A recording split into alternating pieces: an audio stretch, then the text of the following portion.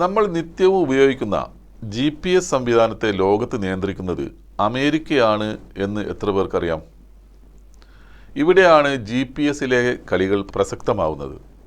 കഴിഞ്ഞ തവണ ഇസ്രായേൽ ഇറാനെ ആക്രമിച്ചപ്പോൾ ഇറാൻ തിരിച്ചടിച്ചത് നമ്മൾ കണ്ടതാണ്. എന്നാൽ അവർക്ക് കൃത്യത അല്പം കുറവായിരുന്നു എന്ന് തോന്നിയിട്ടുണ്ടോ? എന്നാൽ ഇത്തവണ ഇറാൻ നടത്തുന്ന പ്രസിഷൻ മിസൈൽ അറ്റാക്ക് കണ്ട പലരും അന്തവിട്ടിട്ടുണ്ടാകും. ഇതെങ്ങനെയാണ് സാധിച്ചത്? അതാണ് BDS അഥവാ ബെയ്ഡു. ഇത് ചൈനയുടെ സ്വതന്ത്ര ആഗോള ഉപഗ്രഹ നാവിഗേഷൻ സംവിധാനമാണ്.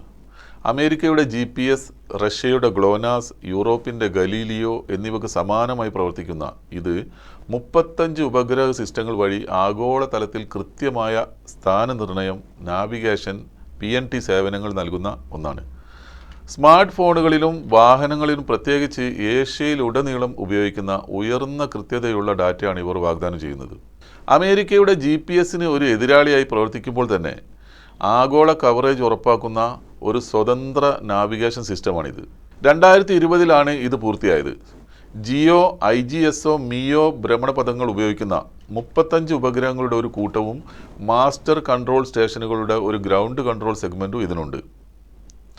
ഉപഗ്രഹങ്ങളിലൂടെ ആറ്റോമിക് ക്ലോക്കുകൾ ഉപയോഗിച്ച് വസ്തുക്കളുടെ സ്ഥാനം, വളരെ കൃത്യമായ സമയം എന്നിവയുൾപ്പെടെയുള്ള റേഡിയോ സിഗ്നലുകൾ തുടർച്ചയായി പ്രക്ഷേപണം ചെയ്യുന്ന ഒരു സംവിധാനമാണിത്.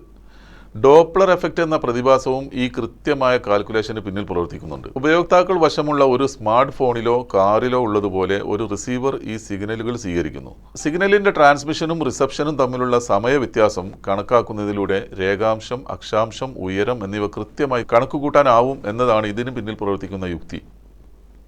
കൂടാതെ ഉയർന്ന ആൻറ്റി ഷീൽഡിംഗ് കഴിവുള്ളതിനാൽ വെല്ലുവിളി നിറഞ്ഞ ചുറ്റുപാടുകളിൽ കൂടുതൽ ഫലപ്രദമാണെന്നും ഇത് തെളിയിച്ചതാണ്. 288 ദശലക്ഷത്തിലധികം സ്മാർട്ട് ഫോണുകളിലേക്ക് ഇത് കണക്ട് ചെയ്തിട്ടുണ്ട് എന്നാണ് കണക്കുകൾ. ഓട്ടോമൊബൈലുകളിലും മറ്റ് വാണിജ്യ വാഹനങ്ങളിലും നാവിഗേഷനും ലൊക്കേഷൻ ട്രാക്കിങ്ങിനും എല്ലാം ഇത് ഉപയോഗിക്കുന്നുണ്ട്.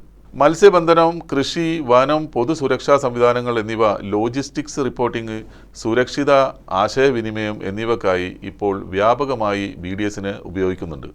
ലോകമെമ്പാടുമുള്ള നാവിഗേഷൻ സൗകര്യങ്ങൾക്കും കൃത്യതയുള്ള ട്രാക്കിങ്ങിനുമുള്ള ഒരു സംവിധാനമായി ഇത് മാറിക്കഴിഞ്ഞു.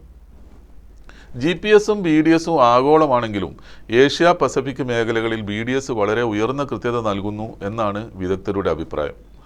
ഇനി ഞാൻ വിഷയത്തിലേക്ക് തിരിച്ചു വരാം.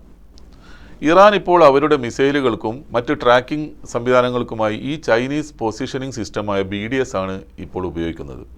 അത് കാരണമാണ് അവർക്ക് ഇസ്രായേലിനെതിരെ ഇത്ര പ്രസിഷൻ സ്ട്രൈക്ക് സാധ്യമാവുന്നത്. ഒരു രാജ്യം യുദ്ധസമയത്ത് അതിൻ്റെ എയർ സ്പേസ് അടച്ചു എന്ന് കരുതുക.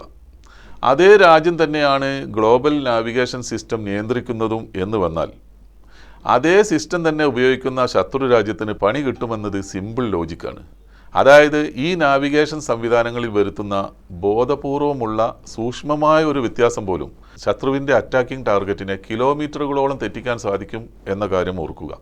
അതുകൊണ്ട് തന്നെയാണ് ഇറാൻ ബുദ്ധിപൂർവ്വം റിലയബിൾ ആയ ചൈനീസ് നാവിഗേഷൻ സിസ്റ്റത്തിലേക്ക് മാറിയത്. യഥാർത്ഥത്തിൽ ഇത് അവരുടെ ശത്രുവിൻ്റെ അവരെക്കുറിച്ചുള്ള എല്ലാ കണക്കുകൂട്ടലുകളും തെറ്റിച്ചു എന്ന് വേണം പറയാൻ. ഇപ്പോൾ നിങ്ങൾക്ക് മനസ്സിലായില്ലേ ഇതിലെ കളികൾ എത്രമാത്രം പ്രസക്തമാണെന്ന്?